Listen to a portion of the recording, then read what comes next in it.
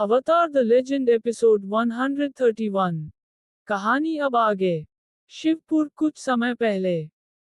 कहानी की शुरुआत उस समय से होता है जहां ब्रह्मा ध्रुवा को बोरी से मार रहा था, जिसे देखकर भीड़ में खड़ी अनन्या के आंखों से आंसू निकलने लगते हैं, जिसके बाद वो गुस्से में अपने आंसू पहुंचकर सरपंच रामलाल जी के पास जा उन्हें कहती है, अनन्या ये क्या हो रहा है सरपंच जी, आप उसे रोकिए, वरना अगर ऐसे ही वो कृष्णा को दर्द पहुंचाएगा तो कृष्णा की जान भी जा सकती है।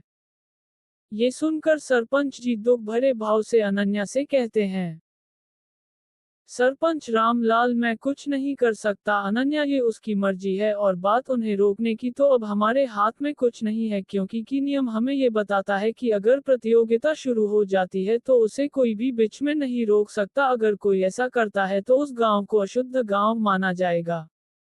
ये कहकर सरपंच रामलाल जी अनन्या की ओर देखकर उसे कहते हैं, सरपंच रामलाल अब तुम ही कहो कि मैं क्या करूं, अगर उस लड़ाई को कोई रोक सकता है तो वो केवल ब्रह्मा ही है।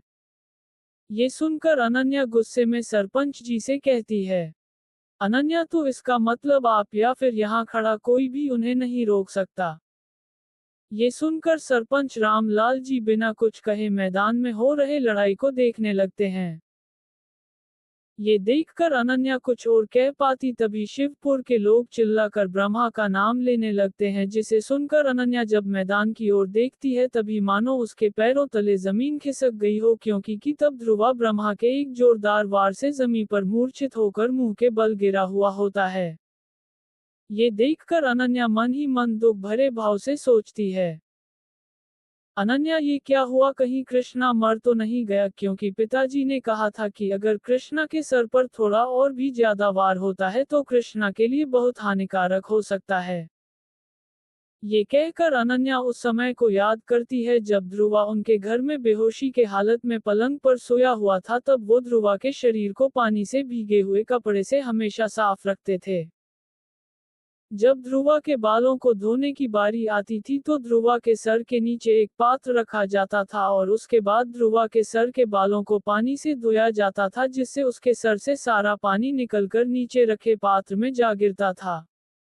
तभी उसके पिता वेदजी मोहन उसे कहते थे, वेदजी मोहन पुत्री अनन्या, हमेशा ये याद रखना कि इस लड़के की सर वाले हिस्से को जरा ध्यान से साफ करना, क्योंकि इसके सर पर जोरदार वार हुआ है जिससे ये उठ नहीं पा रहा। तुम ये ख्याल रखना कि इसके सर पर किसी भी प्रकार का बाधा न पहुंचे, क्योंकि अगर थोड़ा भी अगर इसकी सर पर बाधा पहुंची तो बात इसके जान पर भी आ सकती है।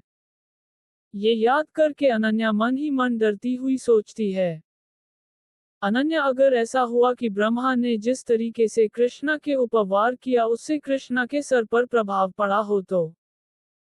तभी ब्रह्मा अपने नाम को पूरे गांव में गूंजता सुनकर जोर जोर से हंसते हुए हरिरामपुर के लोगों की तरफ उंगली दिखाते हुए कहता है, ब्रह्मा हा हा हा, तुम हरिरामपुर के लोग कभी भी मुझसे नहीं जीत सकते। ये सुनकर सभी हरिरामपुर के लोगों का चेहरा शर्म से नीचे की तरफ झुक जाता है। वहां ये देखकर अनन्या गुस्से में मन ही मन कहती है, अनन्या अगर ऐसा हुआ है तो मुझे अभी मैदान में उतरकर कृष्णा को बचाना होगा। ये कहकर वो आगे जा ही रही थी तभी हम देखते हैं कि हरिरामपुर के लोग जब मैदान की तरफ देखते हैं वो सब पूरी तरह से चौंक जाते हैं। वहां ब्रह्मा उन सबको फिर से मैदान की ओर देखता देख वो भी अपनी पीछे की ओर देखता है, जहां वो ये देखकर चौंक जाता है कि जो ध्रुवा कुछ समय पहले जमीन पर बेहोश हुए पड़ा हुआ था वो ध्रुवा अब खड़ा होकर अपने सर को नीचे की तरफ कर मन ही मन कुछ जाप कर रहा था। ये देखकर अनन्या भी हैरान भरी नजरों में ध्रुवा की ओर देखकर कहती है, अनन्या वो जिंदा है। वर्तमान समय। तभी वर्तमान समय में हम देखते हैं कि ध्रुवा उन ढोल नगाड़ों के आवाज के बीच इतनी तेजी से ब्रह्मा के सर से लेकर कमर तक मुक्के मारता जाता है, जिससे ब्रह्मा को समय भी नहीं मिलता कि वो ध्रुवा के ऊपर वार करे। ये देखकर शिवपुर के लोग पूरी तरह हैरान भरी नजरों से ध्रुवा की ओर देखने लगते हैं। वहां तभी अचानक ध्रुवा रुक जाता है, जिससे ब्रह्मा घुटनों के बल बैठ जाता है। तभी हम देखते हैं कि ध्रुवा के वार से ब्रह्मा पूरी तरह से घायल हो चुका था, जिससे उसके नाक और मुंह से खून निकाल रहा था। तभी ध्रुवा अपने दाएं पैर को अपने सर जितना ऊंचा करके ब्रह्मा के सर पर मारने वाला होता है कि तभी ब्रह्मा अपने दोनों हाथों को जोड़कर ध्रुवा से कहता है, ब्रह्मा मैं हार मानता हूँ। ये सुनकर ध्रुवा अपने पैर को ठीक ब्रह्मा के सर के ऊपर ही रोक देता है। ये देखकर सभी लोग खड़े होकर उनकी ओर देखने लगते हैं। तभी ब्रह्मा अपने हाथ जोड़कर ध्रुवा की ओर देखकर नम्र भाव से उसे कहता है, ब्रह्मा मैं हार मानता हूँ, तुम मुझसे ज्यादा शक्तिशाली हो, मैं मानता हूँ, मुझे मत मारो।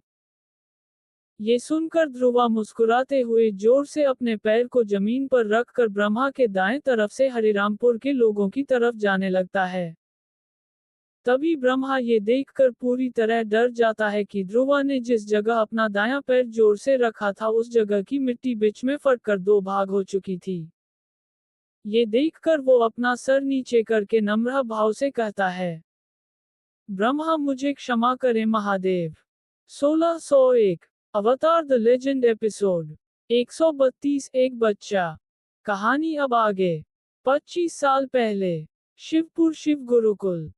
कहानी की शुरुआत में हम देखते हैं कि शिवपुर गांव के एक छोटे से गुरुकुल जिसका नाम था शिव गुरुकुल, उस गुरुकुल के सामने कुछ छोटे बच्चे जिनका उम्र करीब 9-10 साल का था, उन्हें कोई बूढ़ा आदमी लड़ना सिखा रहा था। उस बूढ़े आदमी ने जिस तरह एक भगवा रंग का लंगोट पहना था उसी तरह उसने अपने गुरुकुल के बच्चों को भी वही पहनाया था। वो गुरुकुल गांव के बीच में था, इसीलिए उस गुरुकुल के बाहर कई लोग यहाँ वहाँ अपने काम पर जाते हुए दिखते हैं। तभी वहाँ हम देखते हैं कि एक 30-40 साल उम्र का आदमी और एक 9-10 साल उम्र का लड़का, गोरा रंग, लंबे घुंघरान बाल, गुस्से भरी नजर गुरुकुल के सामने आकर रुकते हैं। तभी वो आदमी जोर से गुरुकुल के सामने खड़े उस बूढ़े आदमी से कहता है, श्री राम जरा सुनिए गुरुजी।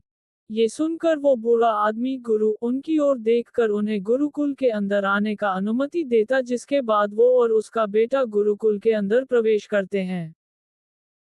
तभी हम देखते हैं कि उस छोटे लड़के के गुरुकुल के सीमा के अंदर आते ही वाहन खड़े सभी बच्चे अपने कदम पीछे करते हैं, जैसे कि मानो वो बच्चे उस लड़के से डर रहे थे। ये देखकर वो बूढ़ा आदमी गुरु हैरान भरी नजरों से उस छोटे बच्चे को देखने लगता है।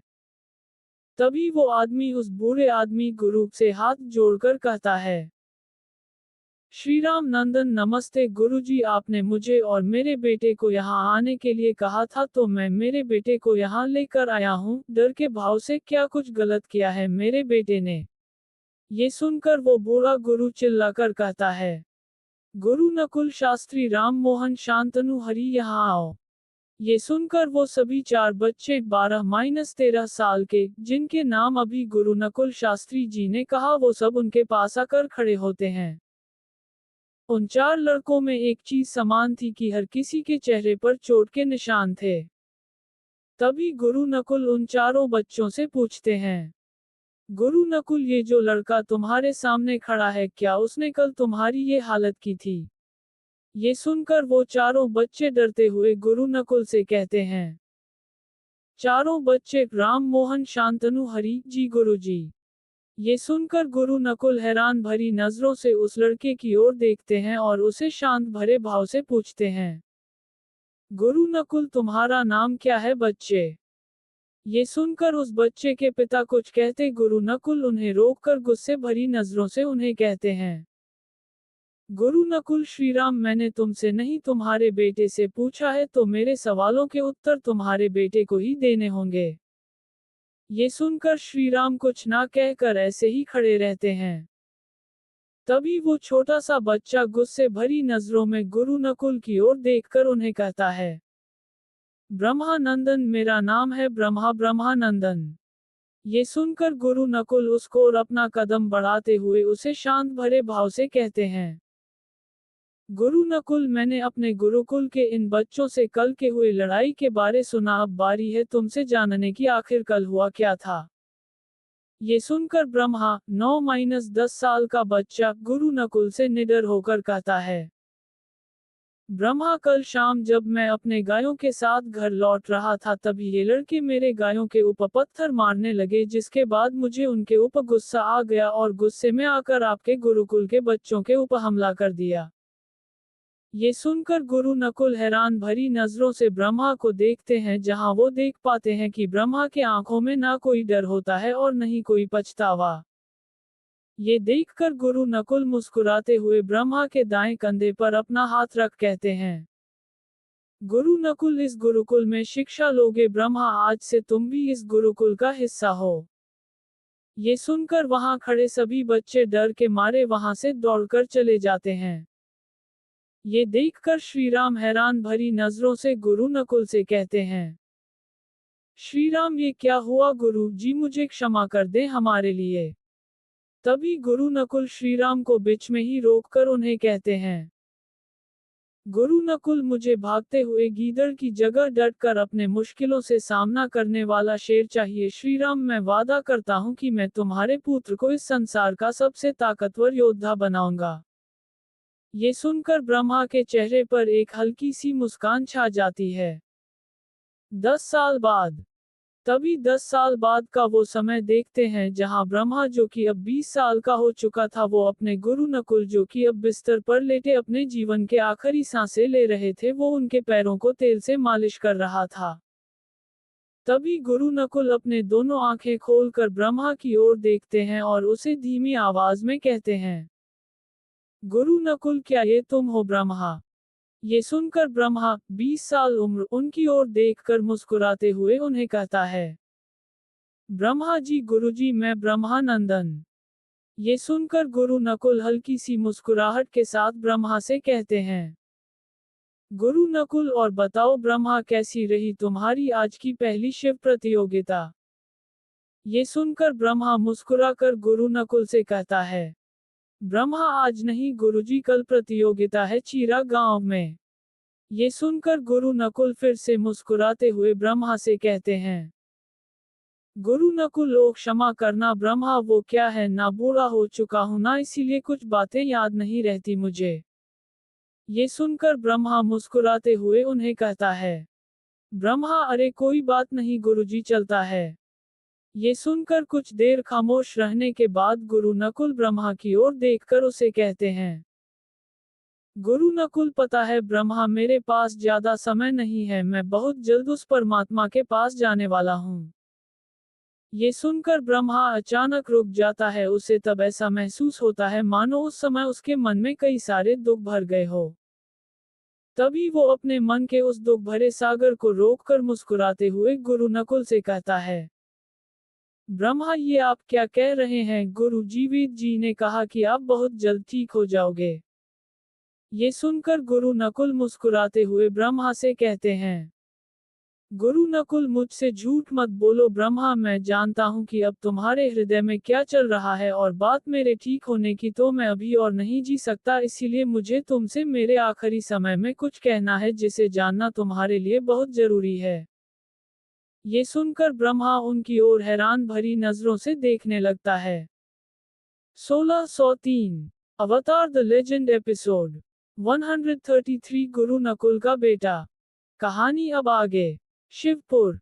कहानी की शुरुआत उस समय से होता है जहां ब्रह्मा के गुरु नकुल बिस्तर पर लेटे ब्रह्मा से कुछ महत्वपूर्ण बातें कर रहे थे, जिसमें वो कह रहे होते हैं, गुरु नकुल, पता है ब्रह्मा, जब तुम मुझे पहली बार मिले थे तभी मुझे ये बात ज्ञात हो गई कि तुम हमारे गांव के सभी बच्चों में से अलग हो, कुछ तो बात थी जिसके लिए मुझे तुम्हें इस गुरुकुल में लाना पड़ा।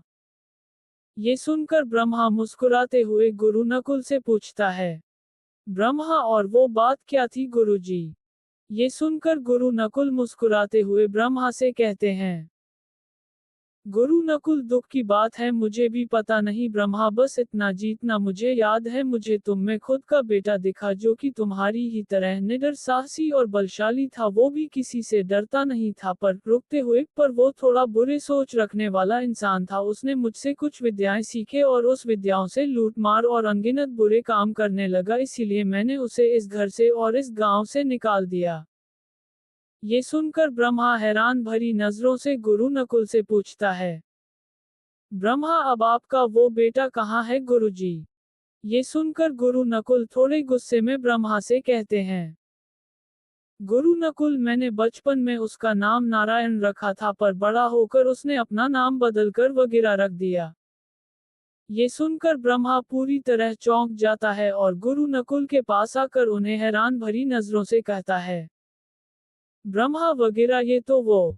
तभी गुरु नकुल गुस्से में ब्रह्मा से कहते हैं, गुरु नकुल, हाँ ये वही डाकू है जो कि काले पर्वत में रहता है और हर महीने अलग अलग गांव में जाकर उन गांव वालों से जबरदस्ती डरा धमकाकर उनसे धन वसूल कर रहा है। ये सुनकर ब्रह्मा हैरान भरी नजरों से गुरु नकुल से कहता है, ब्रह्मा अगर ऐसा है तो आपने हमें ये बात पहले क्यों नहीं बताई कि आपका बेटा कोई और नहीं बल्कि वगैरह डाकू है। ये सुनकर गुरु नकुल के आंखों से आंसू निकलने लगते हैं, जिन्हें देखकर ब्रह्मा जल्दी से उनके आंखों से निकलते हुए आंसुओं को अपने दोनों हाथों से पोंछकर उन्हें कुछ कहने वाला होता कि तभी गुरु नकुल दुख भरे भाव से उसे कहते हैं, गुरु नकुल, ये बात मैंने तुमसे इसीलिए नहीं कहा क्योंकि मैं नहीं चाहता था कि तुम मुझसे घृणा करो और मेरे बेटे की तरह तुम भी मुझे छोड़कर चले जाओ। ये सुनकर ब्रह्मा भी दुख भरे भाव से उनकी हथेली को अपने हाथों से पकड़े उन्हें कहता है, ब्रह्मा ऐसी कोई बात नहीं है गुरुजी, आप हमें ये बात बता सकते थे। ये सुनकर गुरु नकुल फूट फूट कर रोने लगते हैं और कहते हैं, गुरु नकुल, मैं नहीं चाहता था कि तुम भी उसी की तरह बनो, इसीलिए मैंने कभी तुम्हारे साथ बुरा बर्ताव नहीं किया। ये सुनकर ब्रह्मा भी रोते हुए उन्हें कहता है, ब्रह्मा ऐसा कुछ नहीं है गुरुजी, अगर आप मुझे ये बात पहले ही दिन से कह देते तो फिर भी मैं आपसे कभी नाराज नहीं होता। मैं तो कहता हूँ कि मैं उस वगैरह को हराकर उसे खुद के किए हुए काम के लिए आपसे माफी मंगवाऊंगा। ये सुनकर अचानक गुरु नकुल अचानक डर के मारे कांपने लगते हैं और उसी डर से वो ब्रह्मा के दाएं हाथ को जोर से पकड़कर कहते हैं, गुरु नकुल, ऐसा सपने में भी मत सोचना ब्रह्मा कि तुम उसे हरा दोगे, ऐसा सपने में भी मत सोचना। ये सुनकर ब्रह्मा अचानक चौंक जाता। तभी वो हैरान भरी नजरों से अपने गुरु नकुल के आंखों में देखता है, जहां उसे अपने गुरु के अंदर अधिक मात्रा में डर महसूस होता है, एक ऐसा डर जिसे उसने कभी अपने गुरु में महसूस नहीं किया था। ये महसूस करके वो अपने गुरु से हैरान भरी नजरों से पूछता है, ब्रह्मा आखिर ऐसा क्या है उसमें जिसके लिए आप इतना डर रहे हैं गुरुजी? ये सुनकर गुरु नकुल फिर से लेटकर अपने कुछ अतीत के यादों को याद करने लगते हैं, जिसे याद करके वो कहते हैं, गुरु नकुल, ये उस समय की बात है ब्रह्मा, जब नारायण को मैंने अपने घर से निकाल दिया था। उसके 1 साल बाद मुझे मेरे किए हुए काम पर पछतावा महसूस हुआ, क्योंकि उस समय तुम मेरे जीवन में मेरे बेटे की तरह आए थे। तभी तुम्हें याद होगा कि मैंने दिन की छुट्टी ली थी तुम्हें ये कहकर कि मैं बाहर कहीं घूमने जा रहा हूँ, असल में मैं नारायण को ढूंढने गया था। ये सुनकर ब्रह्मा गुरु नकुल की ओर देखकर उन्हें पूछता है, ब्रह्मा तो क्या वो कहीं मिला?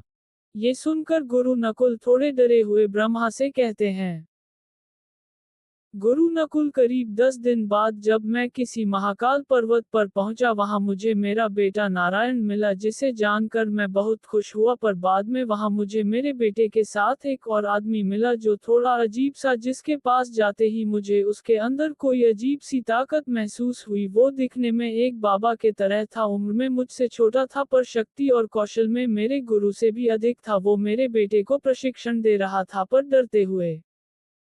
तभी गुरु नकुल को उस समय डरता हुआ देख ब्रह्मा उनके पास आकर उनके दाएं हाथ के हथेली को पकड़कर उन्हें पूछता है, ब्रह्मा पर क्या गुरुजी?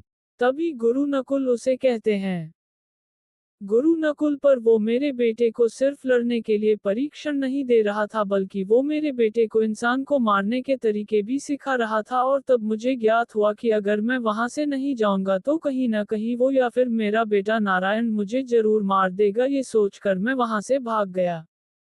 ये कहकर वो एक गहरी सांस छोड़कर ब्रह्मा की ओर देखते हैं और उसे कहते हैं, गुरु नकुल, देखो ब्रह्मा, मैं तुम्हें अब भी कह रहा हूँ कि तुम मेरे बेटे के पास जाकर उससे ना लड़ो। भले ही तुमने मुझे से जो सीखा है उससे तुम लोगों को बचा सकते हो और खुद को भी बचा सकते हो, पर मेरे बेटे ने लोगों को जीवन से ही मार देना सीखा है। वो जब उस पर्वत से निकला तब से डाकू वगैरह के नाम से जाना गया, इसीलिए मुझसे एक वादा करो ब्रह्मा, अगर तुम मुझे अपना गुरु मानते हो तो मुझसे एक वादा करो। ये सुनकर ब्रह्मा अपने गुरु की ओर देखकर उन्हें नम्र भाव से कहता है, ब्रह्मा, कहिए गुरुजी। ये सुनकर गुरु नकुल डरते हुए कहते हैं, गुरु नकुल, मुझसे एक वादा करो कि तुम तब तक उससे नहीं लड़ोगे जब तक तुम पर या फिर गांव वालों के ऊपर कोई मुसीबत या फिर उनके जान पर ना आए, तब तक तुम उससे नहीं लड़ोगे। ये सुन ब्रह्मा न चाहते हुए भी गुरु नकुल से कहता है, ब्रह्मा, मैं वादा करता हूँ। ये सुनकर गुरु नकुल मुस्कुराते हुए ब्रह्मा के सर के ऊपर अपना दाएं हाथ की हथेली को रखकर उसे कहते हैं, गुरु नकुल विजय हो। तभी कुछ समय ब्रह्मा और गुरु नकुल के बीच कुछ बातें होती हैं, जिसके बाद ब्रह्मा उनसे अनुमति लेकर वहां से जा ही रहा था, रही गुरु नकुल को याद आता है, जिसे याद करके वो पूरी तरह से डर जाते हैं और ब्रह्मा की ओर देखकर उसे कहते हैं, गुरु नकुल, काल नाम था उसका, महाकाल पर्वत में रहने वाला काल। वो कहता था कि उसे राजवंश के लोगों से नफरत करता है। ये सुनकर ब्रह्मा उनके उन बातों को उतना ध्यान न देकर वहां से चला जाता है। 1603 अवतार द लेजेंड एपिसोड 134, एक कदम मित्रता की ओर। कहानी अब आगे। 19 साल पहले, चंद्रपुर साम्राज्य। कहानी की शुरुआत अब से 19 साल पहले की चंद्रपुर साम्राज्य से होती है, जहां दोपहर के समय सेनापति भानुराज 35 साल उम्र अपने साथ अपने पुत्र तक्षराज 8 साल उम्र को लेकर चलते हुए राजमहल की ओर ले जा रहे होते हैं। उस समय नीला आकाश पूरा साफ दिख रहा था और दोपहर का समय होने से हल्की गर्म हवाएं चल रही थी। तभी हम देखते हैं कि नन्हा तक्ष यहाँ वहां सभी लोगों को देखकर अपने पिता से पूछता है, तक्षराज 8 साल उम्र, पिताजी हम कहाँ जा रहे हैं? ये सुनकर सेनापति भानुराज मुस्कुराते हुए तक्ष की ओर देखकर कहते हैं, सेनापति भानुराज, तुम करीब 7-8 साल से अपनी माँ के साथ गांव में रहते थे, तो उस समय मैं तुम्हें यहाँ नहीं ले आ पाया, पर अब जब तुम मेरे साथ हो तो अभी समय है तुम्हें महाराज से मिलवाने का। पता है इस समय महाराज को तुम जो भी मांगोगे वो तुम्हें हंसते हंसते दे देंगे। ये सुनकर तक्ष मुस्कुराते हुए अपने पिता के साथ राजमहल की ओर अपने कदम आगे बढ़ाता है। वर्तमान समय, शिवपुर, सुबह का समय। कहानी की शुरुआत में हम देखते हैं कि कहीं एक शांत माहौल में ध्रुवा बेहोशी की हालत में एक बिस्तर पर लेटा हुआ था, तभी उसके कानों में किसी की आवाज सुनाई देती है, ध्रुवा। तभी अचानक उसके बंद आंखें खुल जाते हैं और वो चौंकते हुए उस बिस्तर पर से उठ जाता है। तभी वहां वो ये देखकर हैरान हो जाता है कि उसके पास वेदजी मोहन और उनकी बेटी अनन्या बैठे थे और उसके सामने सरपंच रामलाल जी, उनकी पत्नी रिमा देवी, कुछ हरिरामपुर के लोग और कुछ यहाँ वहां के गांव से लोग खड़े होकर उसे देख रहे थे। तभी वेदजी मोहन ध्रुवा के माथे को छूकर उसे पूछते हैं, वेदजी मोहन, अभी तुम्हें कैसा महसूस हो रहा है कृष्णा? ये सुनकर ध्रुवा कुछ कह पाता, उसे अपने शरीर के हर जगह से दर्द का महसूस होता, जैसे कि मानो उसने अभी बहुत सारे कठिन काम किए हों। वो खुद में इतना दर्द महसूस करता है जिसमें वो ठीक से अपने हाथ भी उठा नहीं पा रहा था। तभी वहां उस कमरे में लोगों की भीड़ के बीचों बीच ब्रह्मा 35 साल उम्र आगे आकर ध्रुवा की ओर देखने लगता है। वहां हम ब्रह्मा के चेहरे पर साफ तौर पर ध्रुवा के दिए हुए चोट के निशान देखते हैं। तभी अनन्या ध्रुवा के कंधे पर अपना दायां हाथ रखकर अपने चेहरे पर एक हल्की सी मुस्कान के साथ उसे कहती है, अनन्या, अब कैसा लग रहा है तुम्हें कृष्णा? ये सुनकर ध्रुवा अपने दाएं हाथ की हथेली से अपने सर के पीछे वाले हिस्से को छूकर हैरान भरे अंदाज में कहता है, ध्रुवा, अभी मुझे अपने शरीर में थोड़ा कमजोरी महसूस हो रहा है। तभी वो ब्रह्मा की ओर देखकर अनन्या से पूछता है, ध्रुवा, क्या हम हार गए? ये सुनते ही वहां खड़े सभी लोग हैरान भरी नजरों से ध्रुवा की ओर देखने लगते हैं और एक दूसरे से बातें करने लगते हैं। ये देख अनन्या मुस्कुराती हुई ध्रुवा से कहती है, अनन्या नहीं कृष्णा, हम कल रात ही जीत गए, तुमने हमें जिताया है। ये सुनकर ध्रुवा को उस बात पर यकीन नहीं होता, पर फिर भी वो पिछले रात के बारे में याद करता है जहां उसे कुछ धुंधले दृश्य दिखते हैं। तभी ब्रह्मा मुस्कुराते हुए ध्रुवा के पास आकर उसे कहता है, ब्रह्मा मान गए लड़के, तुम में सच में दम है, तुमने कल रात ना कि मुझे हराया बल्कि तुमने हमसे शिव त्रिशूल भी विजय कर लिया। ये सुनकर ध्रुवा को ब्रह्मा के बात पर यकीन आता है और तभी ध्रुवा हैरान भरी नजरों से अनन्या की ओर देखकर उसे पूछता है, ध्रुवा आखिर कल रात हुआ क्या था? ये सुनकर अनन्या मुस्कुराती हुई ध्रुवा से कहती है, अनन्या कल रात तुमने ब्रह्मा से लड़ाई की और उसे हराकर हमारी तरफ मुस्कुराते हुए आ ही रहे थे, तभी अचानक तुम बेहोश हो गए। ये सुनकर ध्रुवा कुछ कह पाता रिमा देवी, जो कि ध्रुवा को अपना बेटा मानती हैं, वो ध्रुवा के पास आकर रोती हुई कहती हैं, रिमा देवी कृष्णा मेरे बेटे, कल रात हम पूरी तरह डर चुके थे कि आखिर तुम्हें क्या हो गया है। ये सुनकर ध्रुवा अपने चेहरे पर एक हल्की सी मुस्कुराहट के साथ रिमा देवी से कहता है, ध्रुवा माँ आप चिंता मत करिए, मैं ठीक हूँ, मुझे कुछ नहीं हुआ है। ये सुनकर वहां खड़े सभी लोग राहत की सांस लेते हैं, सबके चेहरे पर ध्रुवा के ठीक होने से मुस्कान छा जाती है।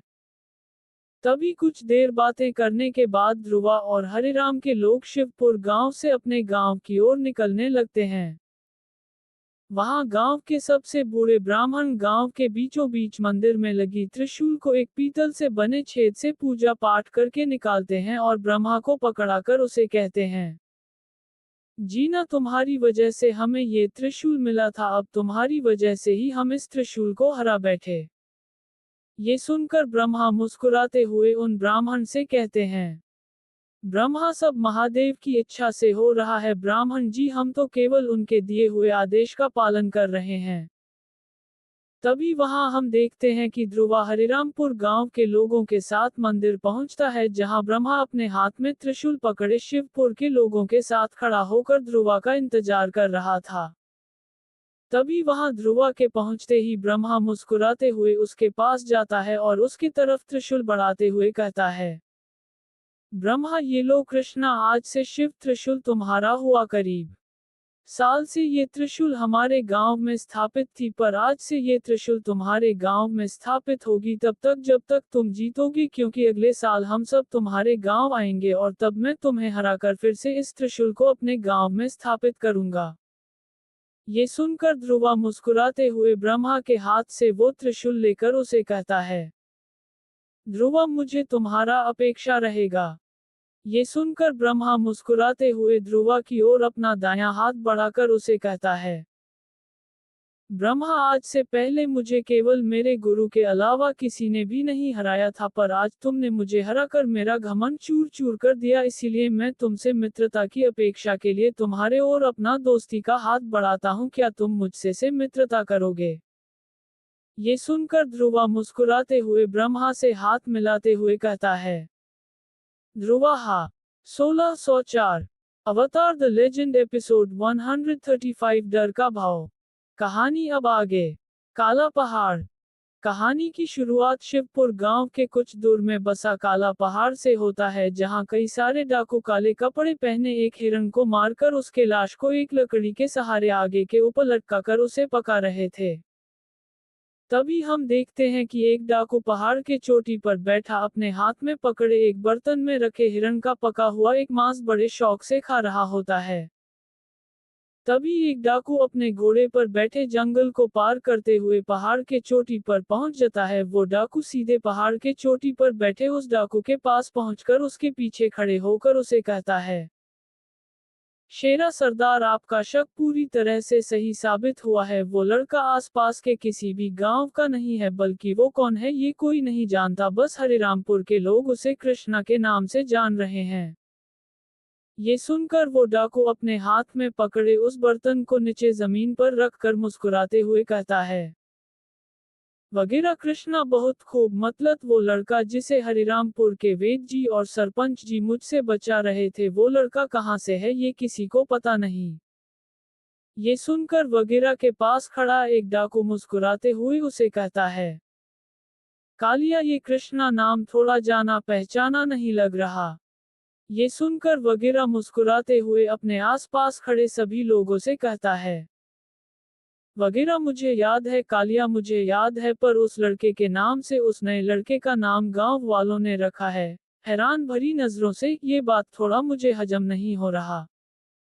ये सुनकर शेरा वगैरह से कुछ कहने वाला होता है, पर अचानक वो कुछ सोचकर वहां से जा ही रहा होता है कि तभी पीछे से वगैरह उसे आवाज देते हुए पूछता है, वगैरह, शेरा, लगता है तुम मुझे कुछ कहने वाले थे।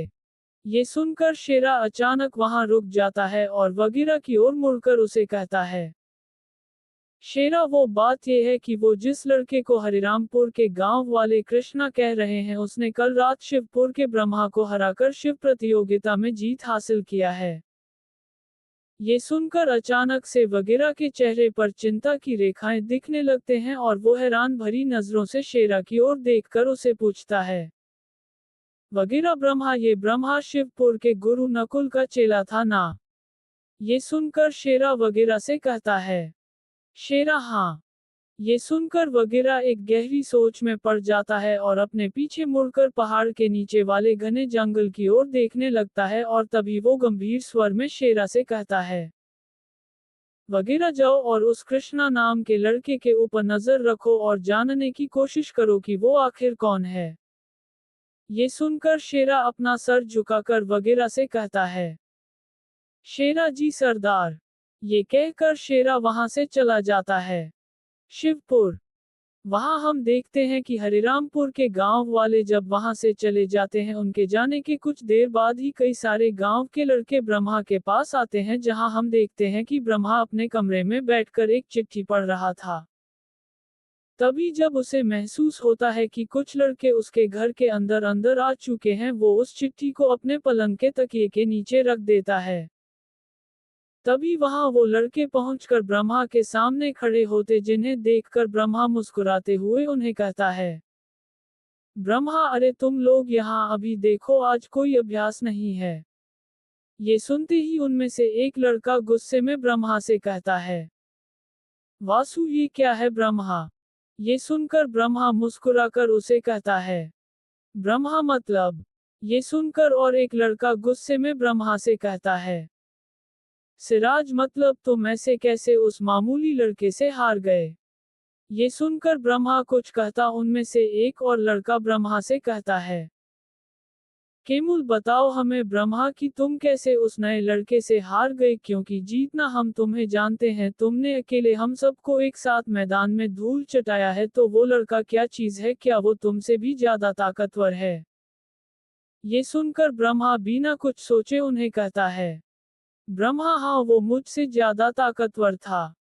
ये सुनकर वहां खड़े सभी लोग अचानक चुप हो जाते हैं और ये देखकर ब्रह्मा सबकी ओर देखकर उन्हें कहता है, ब्रह्मा, देखो, इसमें कोई बुरी बात नहीं है कि हम मान ले कि वो हमसे ज्यादा ताकतवर है, क्योंकि कि अगर वो मुझे हरा सकता है तो वो तुम सबकी भी आसानी से हरा सकता है। ये सुनकर उनमें से एक लड़का ब्रह्मा के पास आकर उसे हैरान भरी नजरों से कहता है, निरल, ये तुम क्या कह रहे हो ब्रह्मा? वो कोई प्रसिद्ध योद्धा नहीं है और ना ही उसने पहले तुमसे लड़ाई की है, पर फिर भी वो तुमसे बेहतर कैसे हो सकता है? ये सुनकर ब्रह्मा मुस्कुराते हुए उसके कंधे पर अपना हाथ रखकर कहता है, ब्रह्मा, देखो, हम ये नहीं कह सकते कि हमारे सामने वाला प्रतिद्वंदी हमसे ताकतवर है या फिर कमजोर है, भले ही उसका और मेरा आमना सामना कल हुआ था, पर वो फिर भी मुझ पर भारी पड़ा। ये सुनकर वहां खड़े सभी लोग शांत हो जाते हैं और तभी उनमें से एक लड़का ब्राह्मजे से कहता है, धीरम, क्या वो सच में हमसे ज्यादा ताकतवर था? ये सुनकर ब्रह्मा उनकी ओर देखकर उन्हें कहता है, ब्रह्मा, हाँ, क्योंकि मुझे अब भी कल की बात याद है, जहां उसने जब आखिरी बार मेरे छाती में लात मारा था, मानो उस समय ऐसा लगा स्वयं मेरे अहंकार भरे छाती पर महादेव ने लात मारी हो, ये कहकर कि दुनिया में केवल मैं या फिर हम नहीं जो सबसे ज्यादा ताकतवर हैं, बल्कि और भी हैं जो चाहे तो हमें मिट्टी में मिला सकते हैं। असल बात यह है कि अगर वो लड़का चाहता तो वो हमारे गांव को शमशान घाट बना सकता था। ये सुन वहां खड़े सभी लड़के डर जाते हैं। 1605 अवतार द लेजेंड एपिसोड 136। कहानी अब आगे। 19 साल पहले चंद्रपुर साम्राज्य, दोपहर का समय। कहानी की शुरुआत में हम देखते हैं कि चंद्रपुर साम्राज्य के सेनापति भानुराज 35 साल अपने साथ अपने बेटे तक्षराज 8 साल उम्र को लेकर राजमहल के अंदर प्रवेश करते हैं, जहां तक्ष अपने प्यारे आंखों से पूरे राजमहल को देखने लगता है। वो सभी राजमहल में लगे मूर्तियों को देखकर खुश होने लगता है, मानो उसने अपने जीवन में ऐसी कोई चीज देखी ना हो। तभी वो मुस्कुराते हुए अपने पिता से कहता है, तक्षराज पिताजी, यहाँ तो कितने सारे मूर्तियां हैं, लगता है जैसे यहाँ कोई मूर्तियों का मेला लगा है। ये सुनकर सेनापति भानुराज हंसते हुए तक्ष से कहते हैं, सेनापति भानुराज, हाँ वैसा ही समझ लो तक्ष। ये जो मूर्तियां तुम देख रहे हो यहाँ, ये हमारे देश के अलग अलग जगहों से यहाँ आए हैं। ये सुनकर तक्ष थोड़ा गंभीरता से सोचकर अपने पिता से कहता है, तक्षराज अलग अलग जगहों से आए हैं, इसका मतलब ये सभी चीजें हमारी है। ये सुनकर सेनापति भानुराज मुस्कुराते हुए तक्ष से कहते हैं, सेनापति भानुराज, हाँ पर ये हमारे महाराज की देन है कि उनके होने से हम इतने शक्तिशाली हैं कि हमें बाहर से आकर लोग उनकी चीजें बिना कुछ धनराशि लिए दे रहे हैं। ये सुनकर तक्ष मुस्कुराते हुए मन ही मन कुछ सोचने लगता है। तक्षराज, क्या सच में इतना शक्ति होता है एक राजा में? तभी हम देखते हैं कि वहां दरबार में महाराजा वीरेंद्र 40 साल उम्र अपने सिंहासन में बैठकर अपने सामने खड़े प्रजा से आए हुए कुछ गरीब लोगों से बात कर रहे थे। तभी हम देखते हैं कि उनके पास महारानी पद्मा 35 साल उम्र, लाल साड़ी पहने, गले में सोने के हार पहने, अपने आसन में बैठी हुई कुछ महिलाओं प्रजा से उनके दुख और दर्द के बारे में बात कर रहे थे। तभी हम देखते हैं कि राज दरबार में सेनापति भानुराज अपने साथ तक्ष को लिए वहां पहुंचते हैं।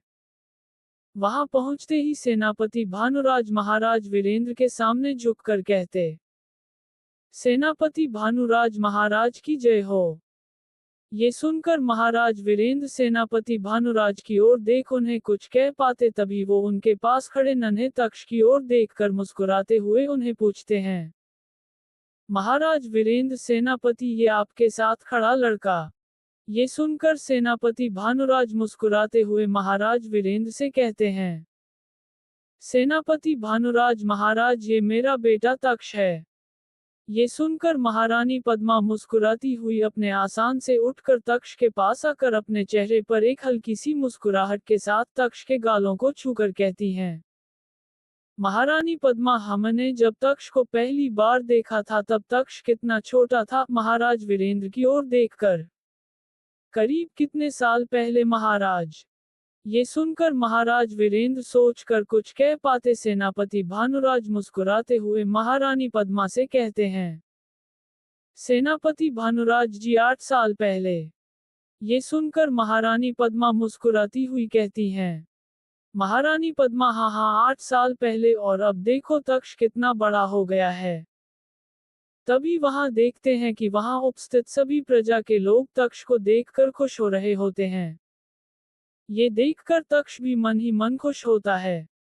तभी महाराज वीरेंद्र मुस्कुराते हुए सेनापति भानुराज से कहते हैं, महाराज वीरेंद्र सेनापति जी, हमें खुशी है कि आज आप अपने बेटे तक्ष को यहाँ इस राजमहल में लाए, इसीलिए हम अपनी तरफ से तक्ष को एक हीरों का हार देना चाहते हैं। इसीलिए हम चाहते हैं कि हमारा पुत्र आपके पुत्र को वो उपहार दे।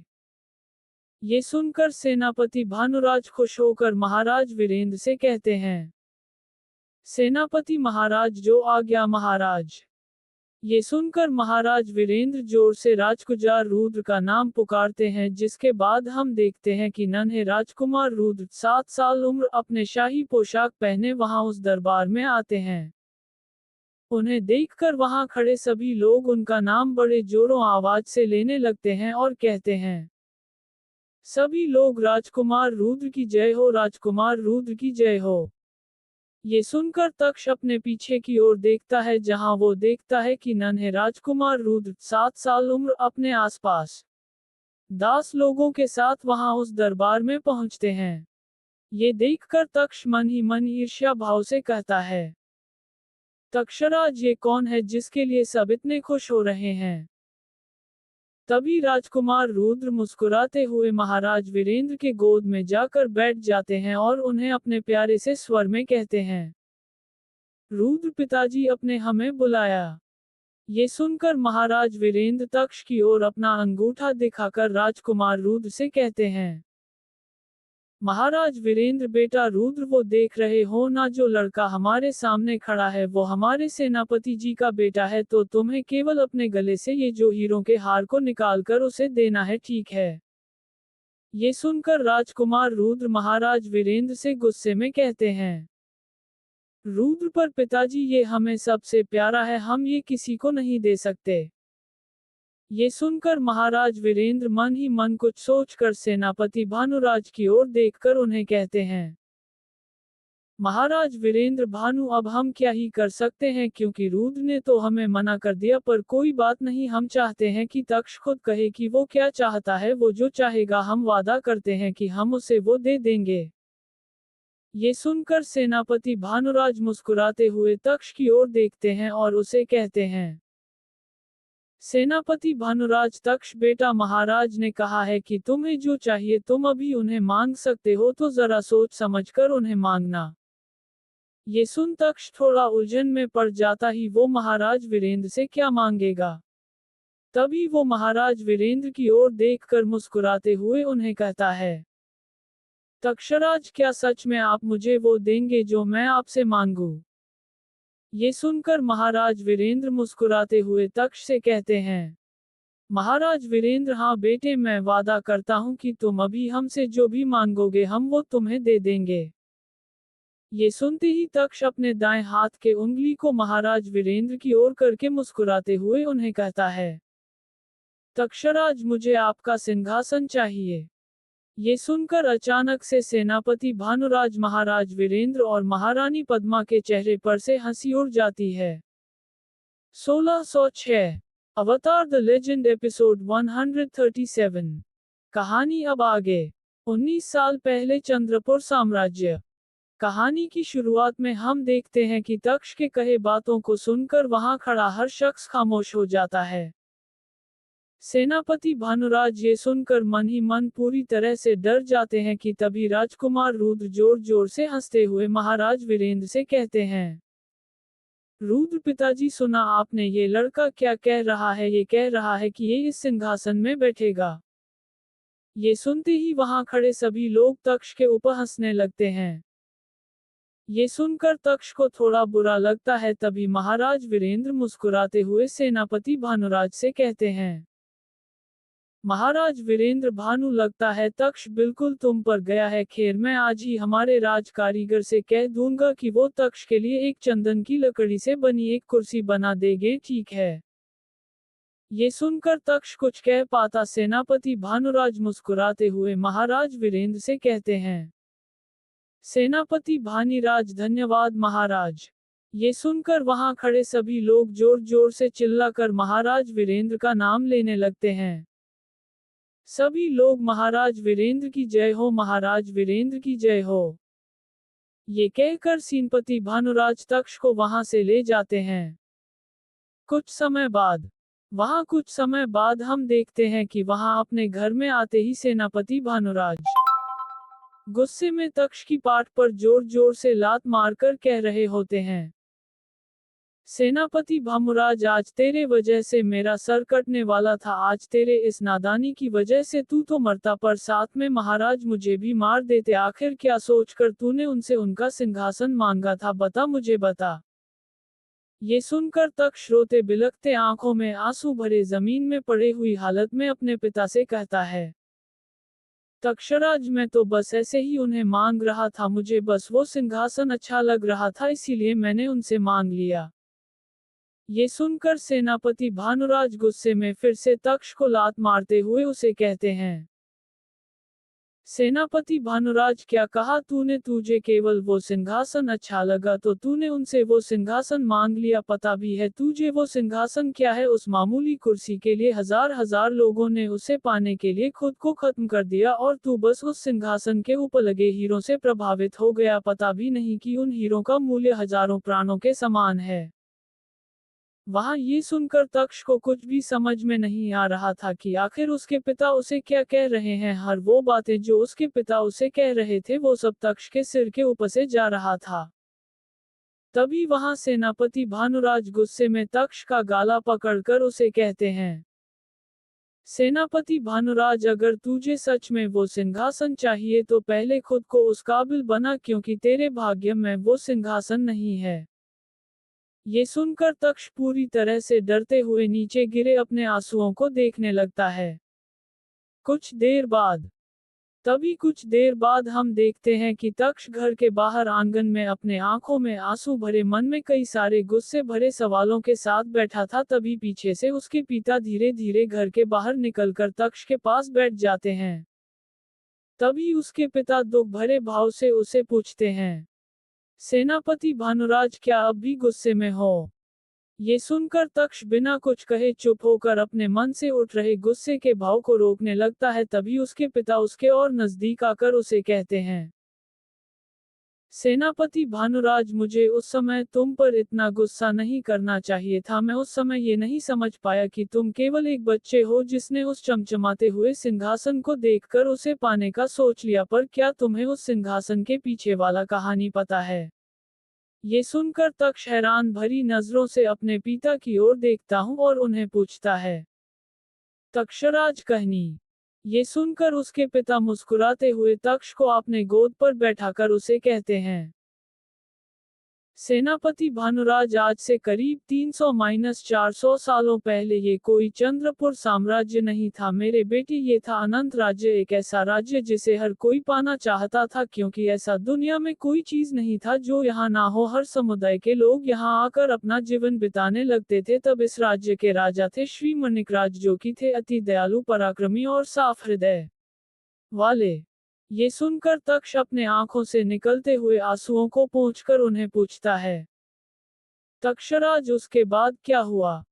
तभी उसके पिता उसे कहते हैं, सेनापति भानुराज कहते हैं, उस समय ये राज्य सबसे विकसित राज्य हुआ करता था। पर एक दिन इस राज्य में जोरों से बारिश होने से इस राज्य में बाढ़ आने लगी, जिससे ये राज्य धीरे धीरे अपने सारे स्रोत खोने लगी। और तब यहाँ आए यादव और उन्होंने इस राज्य में कब्जा कर दिया। वो चाहते तो राजवंश को मार सकते थे, पर उन्होंने उन्हें अपने रक्षक बनाए रखे और आज भी वो राजा बन के रह रहे हैं और हम यानी कि राजवंश आज भी उनके रक्षक बनकर रह रहे हैं। ये सुनकर तक्ष हैरान भरी नजरों से अपने पिता की ओर देखकर उन्हें पूछता है, तक्षराज, इसका मतलब हम उन्हीं राजाओं के वंशज हैं? ये सुनकर उसके पिता मुस्कुराते हुए उसे कहते हैं, सेनापति भानुराज, हाँ मेरे बेटे, हम ही उस वंशज के आखिरी कड़ी हैं। शायद इसीलिए तुम उस सिंहासन की ओर खींचे चले आए, क्योंकि जो भी कहो उस सिंहासन में हमारा ही हक है, पर हमें जिंदा रहने के लिए उनका रक्षक बनकर रहना होगा। क्या पता किसी दिन हमें ये राज्य फिर से मिल जाए। ये सुनते ही तक्ष मुस्कुराते हुए अपने पिता को गले लगा लेता है और उसके पिता भी उसे गले लगाकर उसे कहते हैं, सेनापति भानुराज, मेरे लिए तुमसे बढ़कर कोई नहीं मेरे बेटे। ये कहकर वी भी रोने लगते हैं। 1607 अवतार द लेजेंड एपिसोड 138। कहानी अब आगे। श्यामा जंगल। कहानी की शुरुआत में हम देखते हैं कि हरिरामपुर के सभी लोग खुशी से अपने गांव की ओर जा रहे थे। उनके चेहरे पर साफ तौर पर दिख रहा था कि वो सब ध्रुवा की जीत पर कितने खुश थे। तभी वहां ध्रुवा बैलगाड़ी में बैठकर गांव वालों से मुस्कुराते हुए कुछ बातें कर रहा था, जिसे दूर से अनन्या अपने चेहरे पर एक हल्की सी मुस्कान के साथ देख रही थी। उसे इस तरह ध्रुवा को देखती देख उसके सहेलियों में से एक उसे मुस्कुराती हुई कहती है, निर्मला, ए अनन्या, तू कृष्णा को इस नजर से क्यों देख रही है? ये सुनते ही अनन्या मुस्कुराती हुई उसे कहती है, अनन्या, ऐसी कोई बात नहीं है निर्मला, वो बस मुझे खुशी है कि उसने हमें जीता दिया और अब हमारे पास वो त्रिशूल आ गया है जिसे हमने कई सालों से पाने की चेष्टा की थी। ये सुनते ही अनन्या के पास बैठी उसकी एक सहेली मुस्कुराती हुई उसे कहती है, दिव्या, ये तो मानना पड़ेगा कि उस लड़के में दम तो है। मैं क्या सोच रही थी कि गांव जाने के बाद मैं अपनी तरफ से उसे पटाने की पूरी कोशिश करूंगी। ये सुनते ही अनन्या चिढ़ती हुई उसे कहती है, अनन्या छी, कैसी बात कर रही हो, वो एक अच्छा इंसान है, हमें उसके बारे में अच्छा ही सोचना चाहिए। ये सुनते ही उसके पास बैठी एक सहेली मुस्कुराती हुई अनन्या से कहती है, नीलम, इसमें बुरा ही क्या है, वो दिखने में इतना अच्छा है कि हम क्या आसपास के सभी गांव के लड़कियां भी उसकी दीवानी हैं। ये सुनते ही अनन्या भी एक प्यारी सी नजरों से ध्रुवा की ओर देखती है और मन ही मन कहती है, अनन्या वो सही में सबसे सुंदर है। एक अनजान जंगल, दोपहर का समय। तभी हम देखते हैं कि दोपहर का समय था, आसमान में काले बादल छा चुके थे। तभी वहां तक्षक पत्थर पे बैठकर मन ही मन कुछ सोच रहा था। तभी वहां सहारिस्तान साम्राज्य के सेनापति नबी मोहम्मद आकर मुस्कुराते हुए उसे पूछते हैं, नबी मोहम्मद, क्या सोच रहे हो तक्ष, कहीं तुम्हें ये तो नहीं लग रहा कि हम तुम्हें मारकर यहाँ कहीं फेंक देंगे। ये सुनते ही तक्ष भी मुस्कुराते हुए उन्हें कहता है, तक्ष नहीं नबी, मैं तो ये सोच रहा था कि कब मैं आपके साम्राज्य सहारिस्तान में पहुंचूंगा। ये सुनते ही नबी मोहम्मद मुस्कुराते हुए तक्ष के पास रखे एक पत्थर पर बैठकर उसे कहते हैं, नबी मोहम्मद, हाँ ये भी ठीक है, पर जिस तरह का माहौल अब हमारे सल्तनत में चल रहा है, मैं पूरी तरह से ये नहीं कह सकता कि अगर आप हमारे सल्तनत में आ भी गए फिर भी आप हमारे यहाँ से जिंदा नहीं जा सकते। ये सुनते ही तक्ष थोड़े डर के भाव से उन्हें कहता है, तक्ष मतलब? ये सुनते ही नबी मोहम्मद थोड़े डरे हुए तक्ष से कहते हैं, नबी मोहम्मद मतलब कि शहंशाह शहजादे हसन के मौत से पूरी तरह से पागल हो चुके हैं, जैसे कि वो अपने जवानी के दिनों थे। ये सुनते ही तक्ष हैरान भरी नजरों से नबी मोहम्मद की ओर देखकर उन्हें पूछता है, तक्षराज जवानी? ये सुनते ही नबी मोहम्मद कुछ सोचते हैं और तक्ष से कहते हैं, नबी मोहम्मद, हाँ तुम बाहर से आए हो ना, इसीलिए तुम्हें उनके बारे में उतना नहीं पता कि वो आखिर कितने ताकतवर हैं। भले ही वो अब बूढ़े हो गए हैं, पर उनके समय में वो एक लड़ाकू योद्धा थे और उन्होंने कितने कम फासलों से कई लड़ाई जीती है, इसका तुम्हें अंदाजा भी नहीं होगा। ये सुनते ही तक्ष उनकी ओर मुड़कर उन्हें पूछता है, तक्षराज आखिर वो किस तरह के योद्धा थे, जरा ध्यान से मुझे समझाइए जिससे मैं भी उन्हें ठीक से समझ पाऊं। ये सुनकर नबी मोहम्मद कुछ सोचकर तक्ष से कहते हैं, नबी मोहम्मद, कहाँ से शुरू करूं, मुझे कुछ समझ नहीं आ रहा। कुछ सोचकर तो पहले हुआ ये कि कई सालों पहले हमारे सल्तनत में कई सारे लोग रहा करते थे, जैसे कि सनातन धर्म से, जैन धर्म से और कुछ अन्य अन्य धर्मों से लोग रहा करते थे। पर तब अरब से कुछ मुस्लिम आए जिन्होंने हमारे सल्तनत में आकर मुसलमान मजहब को सब में फैला दिया। मेरे अम्मी जान मुझे कहती थी कि हम पहले जैन धर्म के थे, तभी धीरे धीरे उन लोगों ने पूरे सल्तनत में अपना झंडा गाड़ दिया और तब हमारे सल्तनत का नाम सहारिस्तान रखा गया। ये सुनकर तक्ष हैरान भरी नजरों से नबी मोहम्मद की ओर देखकर उन्हें पूछता है, तक्षराज मतलब उन कुछ लोगों ने मिलकर पूरे साम्राज्य का चेहरा ही बदल कर रख दिया। ये सुनते ही नबी मोहम्मद मुस्कुराते हुए तक्ष से कहते हैं, नबी मोहम्मद, हाँ पर उस समय उन लोगों को कुछ ऐसा पता चला जिसे जानकर हर किसी के पैरों तले जमीन खिसक गई, मानो ऐसा कि कोई भी उस बात पर यकीन नहीं कर रहा था कि ऐसा भी कभी हो सकता है। ये सुनकर तक्ष हैरान भरी नजरों से नबी मोहम्मद से पूछता है, तक्षराज आखिर ऐसा क्या पता चला उनके बारे में? ये सुनकर नबी मोहम्मद मुस्कुराते हुए तक्ष से कुछ का पाते तभी वहां एक सैनिक आकर उन्हें कहता है, जानबाज सैनिक, घोड़े आगे बढ़ने के लिए तैयार हो चुके हैं। ये सुनकर नबी मोहम्मद मुस्कुराते हुए उस बैठे हुए पत्थर से उठकर तक्ष से कहते हैं, नबी मोहम्मद ठीक है, अभी के लिए इतना ही, आगे की कहानी फिर कभी। ये सुन कहकर नबी मोहम्मद वहां से घोड़ों की तरफ बढ़ने लगते हैं, पर वहां तक्ष मन ही मन कहता है, तक्षराज कोई बात नहीं, आगे की कहानी मैं इसी से रास्ते में जाते वक्त इसी के मुंह से ही बुलवाऊंगा। हरिरामपुर दोपहर का समय। वहां हरिरामपुर गांव में देखते हैं कि अभी गांव वाले गांव के मंदिर में पहुंचकर जीते हुए त्रिशूल को वहां एक जगह स्थापित करते हैं, जिसके बाद वहां एक पुजारी आकर उस त्रिशूल की पूजा करने लगता है। तभी हम देखते हैं कि ध्रुवा जब उस त्रिशूल के सामने खड़ा था उस समय अनन्या ध्रुवा की ओर देख मुस्कुराती हुई एक प्यार भरी नजरों से देख रही थी। 1610 अवतार द लेजेंड एपिसोड 139। कहानी अब आगे। हरिरामपुर।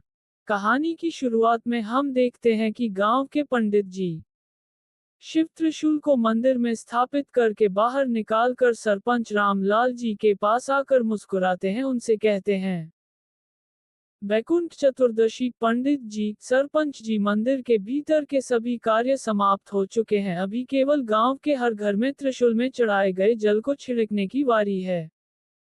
ये सुनकर सरपंच रामलाल जी मुस्कुराते हुए पंडित जी से कहते हैं, सरपंच रामलाल जी, ठीक है पंडित जी, मैं अभी गांव के कुछ लड़कों से कहता हूं, वो ये सब काम कर लेंगे।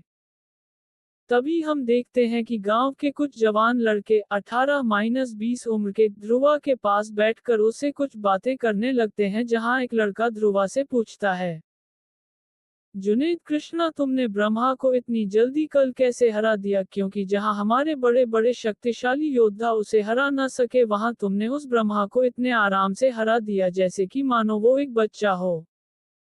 ये सुनते ही सभी लड़के जोर जोर से हंसने लगते हैं, जिन्हें सुनकर ध्रुवा भी मुस्कुराते हुए उन सब से कहता है, ध्रुवा, हाँ पर देखा जाए तो वो भी कम नहीं था, उसने मुझे आधे समय तक बुरी तरह से धोया था, पर बाद में मुझे अपने खुद के अंदर कुछ अजीब सा महसूस हुआ, जिसके बाद मैंने बस यही ठान लिया कि अगर मैं उस मैदान से निकलूंगा तो केवल उसे हरा कर ही निकलूंगा। ये सुनते ही वहां बैठे सभी लड़के ताली बजाने लगते हैं। तभी वहां सरपंच रामलाल जी दूर से चिल्लाकर उन लड़कों से कहते हैं, सरपंच रामलाल जी, बच्चों यहाँ आओ। ये सुनते वहां बैठे सभी लड़के उठकर सरपंच जी की ओर जाने लगते हैं, जिसके बाद जब ध्रुवा वहां से जा ही रहा होता है तभी पीछे से किसी की आवाज सुनाई देती है, अनन्या, जीत की मिठाई नहीं दोगे कृष्णा। ये सुनकर ध्रुवा अपने पीछे मुड़ता है, जहां वो अनन्या को देखकर मुस्कुराते हुए उसे कहता है, ध्रुवा, अरे अनन्या जी आप।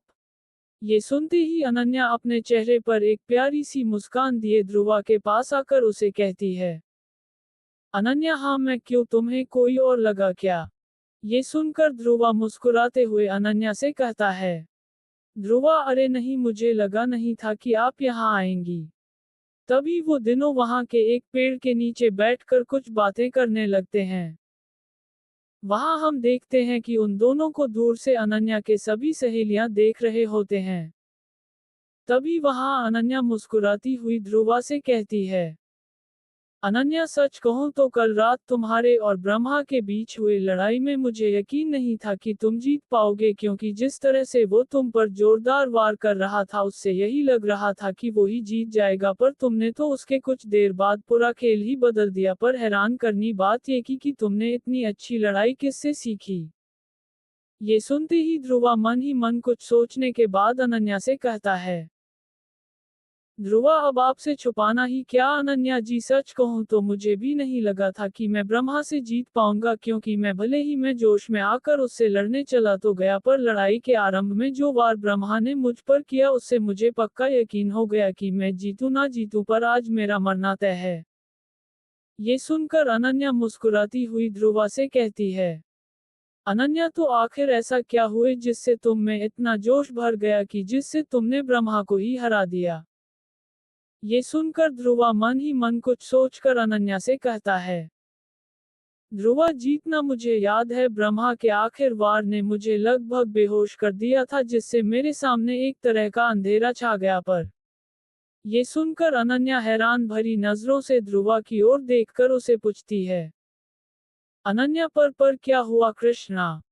ये सुनकर ध्रुवा एक गहरी सांस छोड़कर अनन्या की तरफ देखकर उसे कहता है, ध्रुवा पर जब मैं उठा मेरे सामने आप सभी बैठे हुए थे और तभी मैं आप सब से जान पाया कि मैंने ब्रह्मा को हरा दिया है, जिसे सुनकर मुझे खुशी महसूस हुआ कि आखिर मैंने ब्रह्मा को हरा ही दिया। पर दुख के बात यह है कि मुझे ये याद नहीं आ रहा कि मैंने ब्रह्मा को हराया तो हराया कैसे।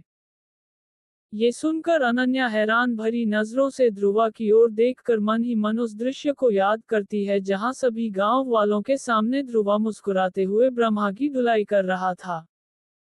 जिसे याद करके अनन्या ध्रुवा के कंधे पर अपना दायां हाथ रखकर उसे पूछती है, अनन्या क्या तुम्हें थोड़ा भी याद नहीं कि कल रात तुमने ब्रह्मा को कैसे हराया। ये सुनकर ध्रुवा दुख भरे भाव से अनन्या से कहता है, ध्रुवा नहीं, शिवपुर। तभी वहां हम ब्रह्मा के घर देखते हैं जहां ब्रह्मा एक चिट्ठी को हैरान भरी नजरों से पढ़ रहा था, जहां लिखा होता है, गुरु नकुल, मुझे पता है कि जब तुम्हें ये चिट्ठी मिला होगा तुम आज के शिव प्रतियोगिता को जीत चुके होगे। मुझ पूरा यकीन है कि तुम ही जीते होगे। जाने से पहले एक बात तुम्हें बताता चलूं कि मैंने किसी एक कारण के वजह से तुम्हें एक योद्धा बनाया है, क्योंकि मुझे लगता था कि तुम ही मेरे बेटे नारायण को हरा सकते हो, पर अब मुझे लग रहा है कि तुम मेरे उस पापी पुत्र को नहीं मार सकते, क्योंकि वो तुमसे कई ज्यादा ताकतवर है। इसीलिए मैं तुमसे ये कहना चाहता हूँ कि तुम्हें आगे और मेहनत करना है, क्योंकि आगे तुम जिससे लड़ने जा रहे हो वो तुमसे कई ज्यादा ताकतवर है।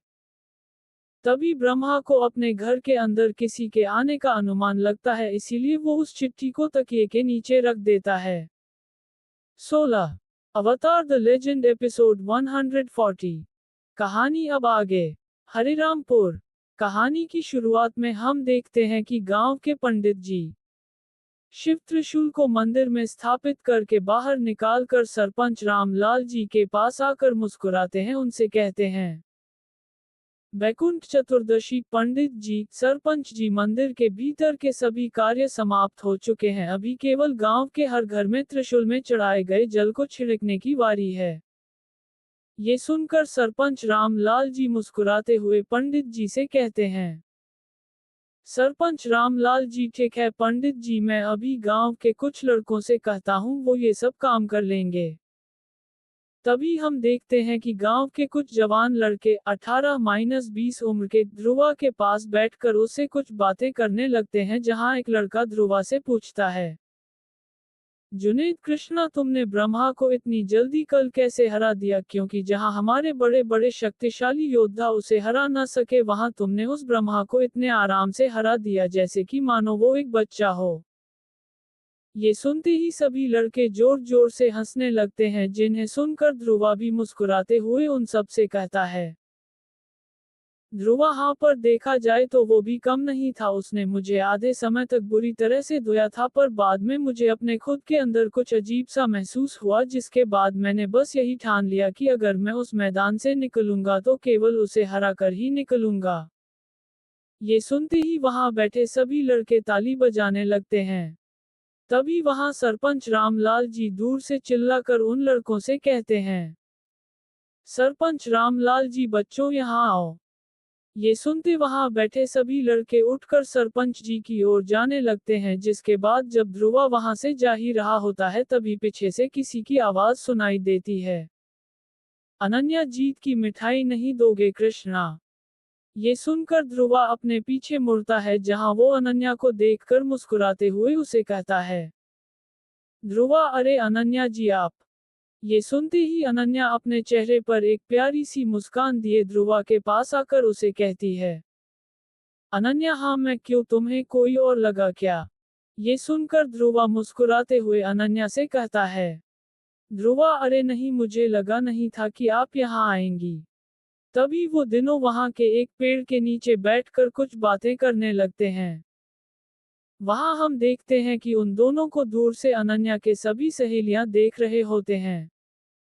तभी वहां अनन्या मुस्कुराती हुई ध्रुवा से कहती है, अनन्या, सच कहूं तो कल रात तुम्हारे और ब्रह्मा के बीच हुई लड़ाई में मुझे यकीन नहीं था कि तुम जीत पाओगे, क्योंकि जिस तरह से वो तुम पर जोरदार वार कर रहा था उससे यही लग रहा था कि वो ही जीत जाएगा, पर तुमने तो उसके कुछ देर बाद पूरा खेल ही बदल दिया। पर हैरान करनी बात ये कि तुमने इतनी अच्छी लड़ाई किससे सीखी। ये सुनते ही ध्रुवा मन ही मन कुछ सोचने के बाद अनन्या से कहता है, ध्रुवा अब आपसे छुपाना ही क्या। अनन्या जी सच कहूं तो मुझे भी नहीं लगा था कि मैं ब्रह्मा से जीत पाऊंगा, क्योंकि मैं भले ही मैं जोश में आकर उससे लड़ने चला तो गया, पर लड़ाई के आरंभ में जो वार ब्रह्मा ने मुझ पर किया उससे मुझे पक्का यकीन हो गया कि मैं जीतूं ना जीतूं, पर आज मेरा मरना तय है। ये सुनकर अनन्या मुस्कुराती हुई ध्रुवा से कहती है, अनन्या तो आखिर ऐसा क्या हुए जिससे तुम में इतना जोश भर गया कि जिससे तुमने ब्रह्मा को ही हरा दिया। ये सुनकर ध्रुवा मन ही मन कुछ सोचकर अनन्या से कहता है, ध्रुवा जीतना मुझे याद है, ब्रह्मा के आखिर वार ने मुझे लगभग बेहोश कर दिया था, जिससे मेरे सामने एक तरह का अंधेरा छा गया। पर ये सुनकर अनन्या हैरान भरी नजरों से ध्रुवा की ओर देखकर उसे पूछती है, अनन्या पर क्या हुआ कृष्णा। ये सुनकर ध्रुवा एक गहरी सांस छोड़कर अनन्या की तरफ देखकर उसे कहता है, ध्रुवा पर जब मैं उठा मेरे सामने आप सभी बैठे हुए थे और तभी मैं आप सब से जान पाया कि मैंने ब्रह्मा को हरा दिया है, जिसे सुनकर मुझे खुशी महसूस हुआ कि आखिर मैंने ब्रह्मा को हरा ही दिया। पर दुख के बात यह है कि मुझे ये याद नहीं आ रहा कि मैंने ब्रह्मा को हराया तो हराया कैसे। ये सुनकर अनन्या हैरान भरी नजरों से ध्रुवा की ओर देखकर मन ही मन उस दृश्य को याद करती है जहां सभी गांव वालों के सामने ध्रुवा मुस्कुराते हुए ब्रह्मा की धुलाई कर रहा था। जिसे याद करके अनन्या ध्रुवा के कंधे पर अपना दायां हाथ रखकर उसे पूछती है, अनन्या क्या तुम्हें थोड़ा भी याद नहीं कि कल रात तुमने ब्रह्मा को कैसे हराया। ये सुनकर ध्रुवा दुख भरे भाव से अनन्या से कहता है, ध्रुवा नहीं, शिवपुर। तभी वहां हम ब्रह्मा के घर देखते हैं जहां ब्रह्मा एक चिट्ठी को हैरान भरी नजरों से पढ़ रहा था, जहां लिखा होता है, गुरु नकुल, मुझे पता है कि जब तुम्हें ये चिट्ठी मिला होगा तुम आज के शिव प्रतियोगिता को जीत चुके होगे। मुझ पूरा यकीन है कि तुम ही जीते होगे। जाने से पहले एक बात तुम्हें बताता चलूं कि मैंने किसी एक कारण के वजह से तुम्हें एक योद्धा बनाया है, क्योंकि मुझे लगता था कि तुम ही मेरे बेटे नारायण को हरा सकते हो, पर अब मुझे लग रहा है कि तुम मेरे उस पापी पुत्र को नहीं मार सकते, क्योंकि वो तुमसे कई ज्यादा ताकतवर है। इसीलिए मैं तुमसे ये कहना चाहता हूँ कि तुम्हें आगे और मेहनत करना है, क्योंकि आगे तुम जिससे लड़ने जा रहे हो वो तुमसे कई ज्यादा ताकतवर है। तभी ब्रह्मा को अपने घर के अंदर किसी के आने का अनुमान लगता है, इसीलिए वो उस चिट्ठी को तकिए के नीचे रख देता है।